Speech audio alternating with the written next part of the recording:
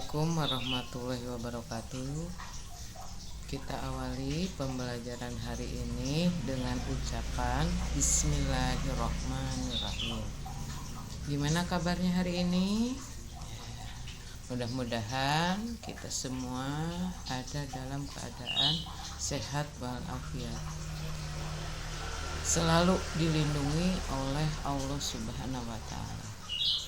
Baik, pertemuan hari ini Ibu akan melanjutkan materi dari yang sebelumnya yang berhubungan dengan fluida, di mana pada pertemuan yang lalu kalian sudah mempelajari tentang fluida statis, fluida dalam keadaan diam, ya, dalam keadaan tidak mengalir. Nah, sementara hari ini Ibu akan membahas tentang fluida dalam keadaan mengalir atau yang kita kenal dengan fluida dinamis. Ya. Seperti kalian lihat di sini gambar-gambar yang berhubungan dengan fluida dalam kondisi mengalir.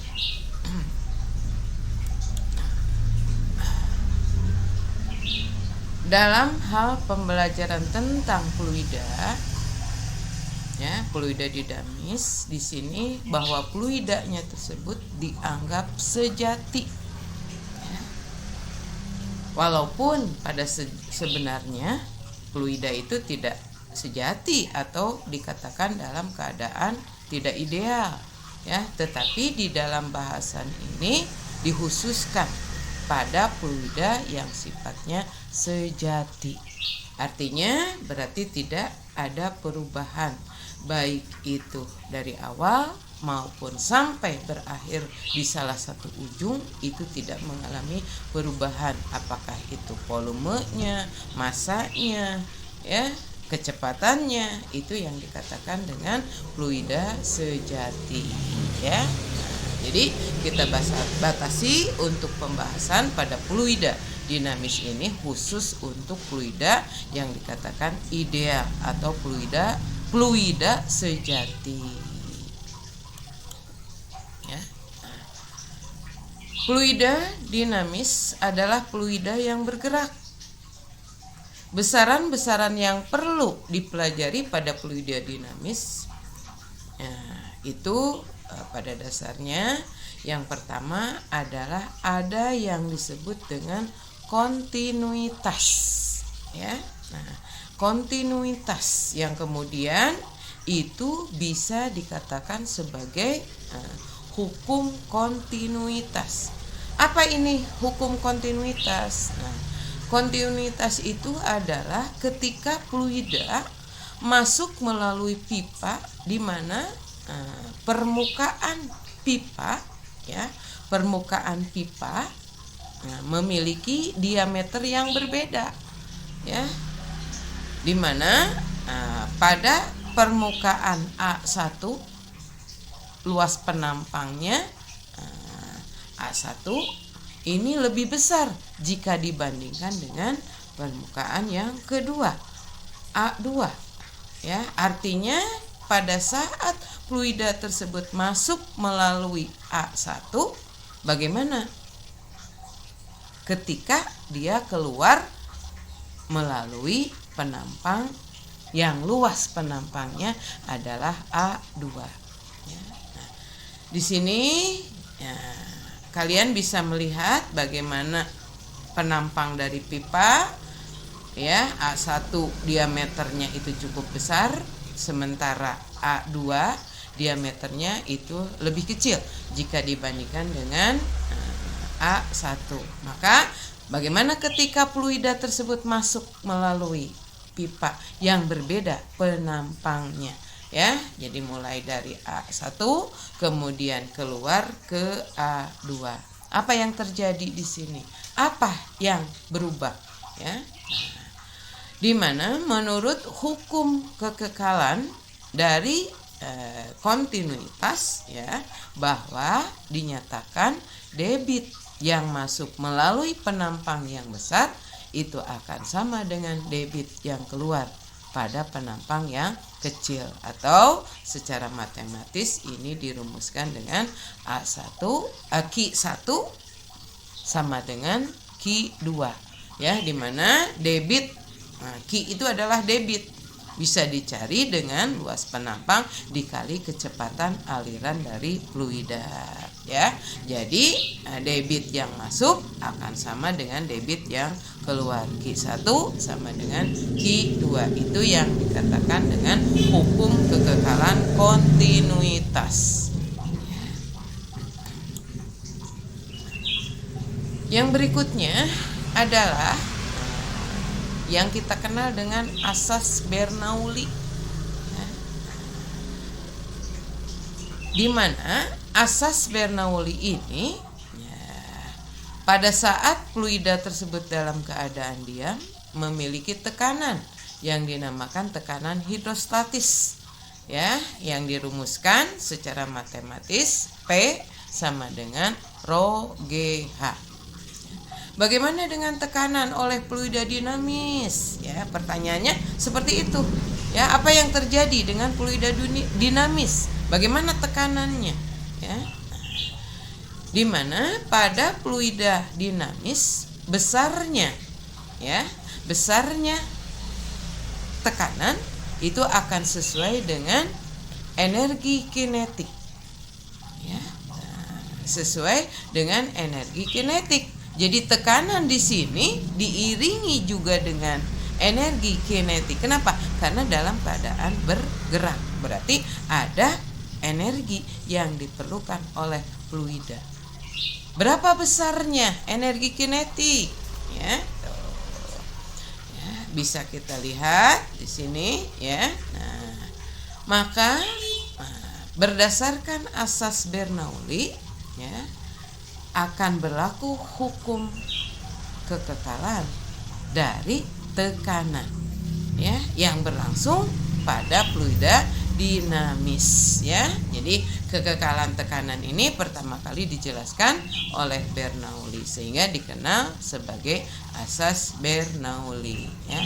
Nah, secara matematis asas Bernoulli itu dirumuskan dengan ya P sama ditambah rho GH ditambah setengah rho P kuadrat sama dengan kekal. Artinya ya, jumlah tekanan hidrostatis dan energi kinetik pada saat masuk melalui penampang A1 ya, A1 itu akan sama dengan pada saat keluar pada penampang yang luas penampangnya adalah A2, di mana luas A1 lebih besar jika dibandingkan dengan A2 ya. Kemudian pipa ini dalam keadaan berbeda ketinggiannya ya,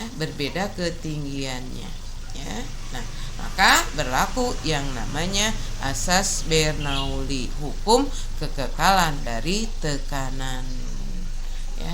Jadi P1 plus rho GH1 plus setengah rho P1 kuadrat akan sama dengan P2 ditambah rho GH2 plus setengah rho P2 kuadrat ya. Jadi perlu kalian ketahui tekanan di sini adalah tekanan dari luar ya, berarti tekanan dari udara atau yang kita kenal dengan tekanan mutlak ya. Jadi tekanan di sini P-nya tekanan.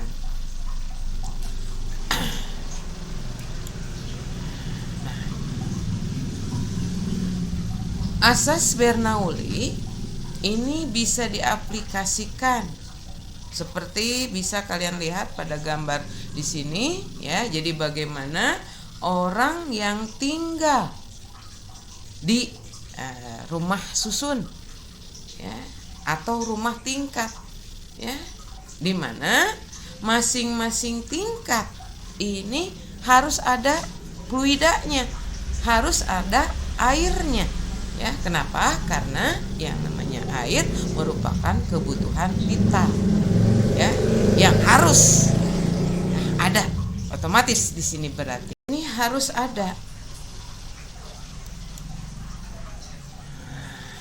ya. Nah, jadi bagaimana caranya? Nah, setiap lantai ini mendapatkan air, di mana sumber airnya berasal dari satu sumber, yaitu toren ya.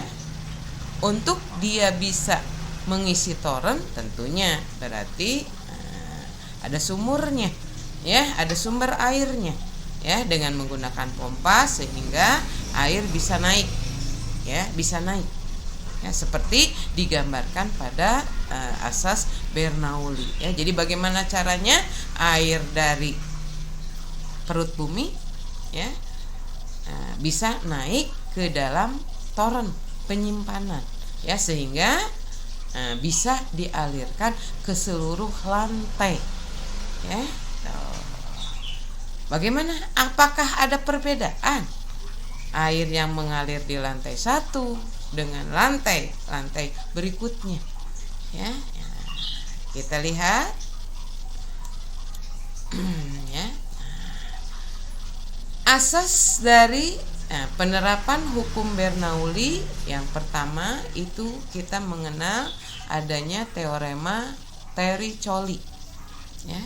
Nah, di mana kecepatan aliran air yang mengalir dari toren ataupun keran di setiap lantainya ini bisa dicari dengan P sama dengan akar 2GH ya. Nah, ini menurut teorema Terry-Colli ya, gitu.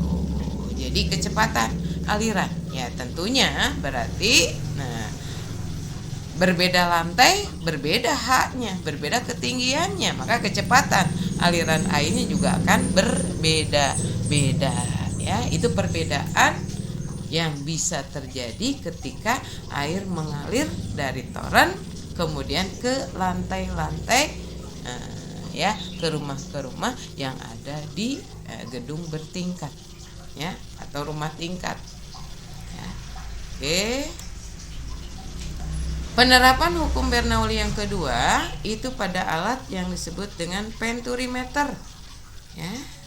Penturimeter yang pertama itu adalah penturimeter dengan manometer. Apa sih yang disebut dengan penturimeter?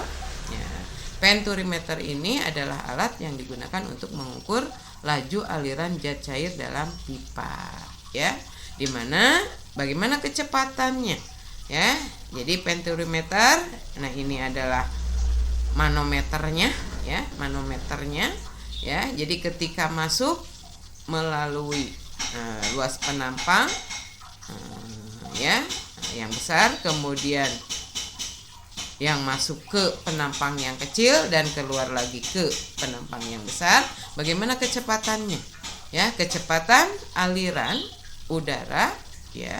Nah, di P1 berarti di sini ya, tuh sama dengan akar 2 akar 2 rho RGH per rho U dalam kurung A1 per A2 kuadrat min 1 ya. Nah, ini adalah kecepatan aliran fluida di pipa A1 yang penampangnya lebih besar jika dibandingkan dengan ya pada ada bagian yang manometernya ya. Oke. Kemudian tanpa manometer ya. Nah, di sini ya sama prinsipnya mah ya. Nah, tetapi ada perbedaan ya, ada perbedaan karena tidak ada pengaruh udara luar ya. Jadi massa jenis udara luarnya tidak ada berarti di sini ya. Maka kecepatan aliran pada bagian 1 ya, pipa 1 ini dirumuskan dengan akar 2GH per dalam kurung A1 per A2 kuadrat min 1 ya. Nah, ini kecepatan aliran pada penturimeter ya. Jadi apa penturimeter teh? Nah, ya, penturimeter itu adalah alat untuk mengukur kelajuan aliran dari fluida, dalam hal ini air, ya, cair fluidanya. Kemudian yang berikutnya itu adalah tabung pipa pitot, ya. Pipa pitot ini untuk mengukur laju aliran gas, ya. Bagaimana kecepatannya? Ya, kecepatannya ini P sama dengan akar GH rho aksen per rho, ya. Nah, ini ya tabung pipa pitot, ya, seperti ini bentuknya. Jadi untuk mengukur laju aliran gas, ya. Oke, nah ini alat penyemprot. Biasanya alat penyemprot nyamuk, ya, atau bisa digunakan juga alat penyemprot ini adalah untuk parfum, ya. Jadi bagaimana cara kerjanya? Nah, dari penyemprot ini, ya, apabila pengisap ditekan, udara keluar dengan cepat melalui lubang sempit pada ujung, dan seterusnya lah, gitu ya. Bisa kalian baca, ya, bisa kalian baca. Jadi air yang keluar ketika ditekan ujung ini, ya, maka akan terdorong. Jadi udara di sini akan memberikan tekanan ke segala arah, itu menurut hukum Pascal, ya. Jadi tekanan, kemudian karena ini adalah bagian piston, jadi bagian yang bisa mundur maju, gitu ya. Nah, jadi ketika bagian ininya ditekan, maka bagian ini akan menekan, ya. Menekan apa? Cairan yang ada di ya tabung ini. Jadi naik ke bagian ini, kemudian dia akan keluar dalam bentuk bulir-bulir halus, ya. Tuh. Ya, tuh. Yang berikutnya adalah gaya angkat sayap pesawat terbang.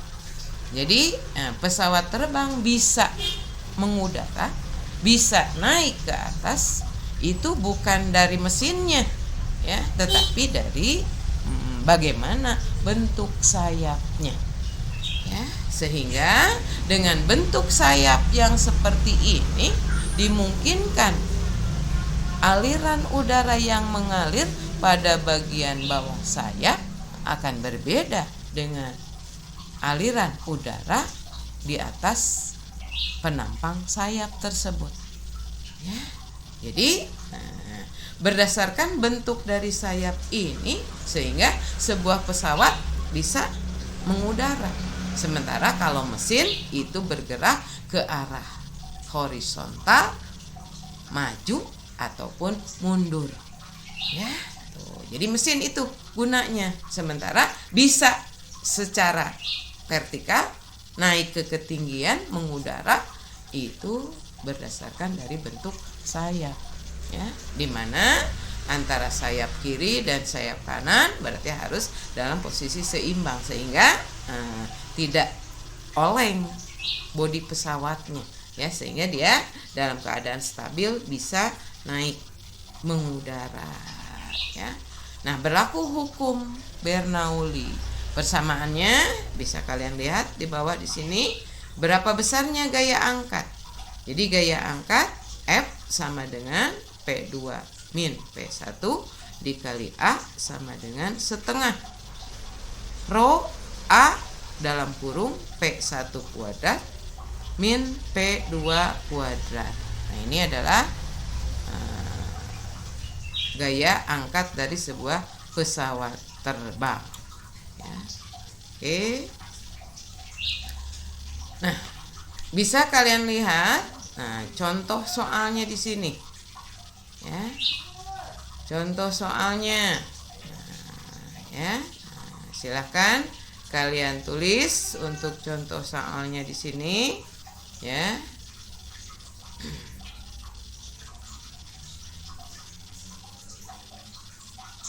Nah, demikianlah pertemuan hari ini. Ibu akhiri dengan ucapan alhamdulillahirobbil alamin. Sampai ketemu lagi pada pertemuan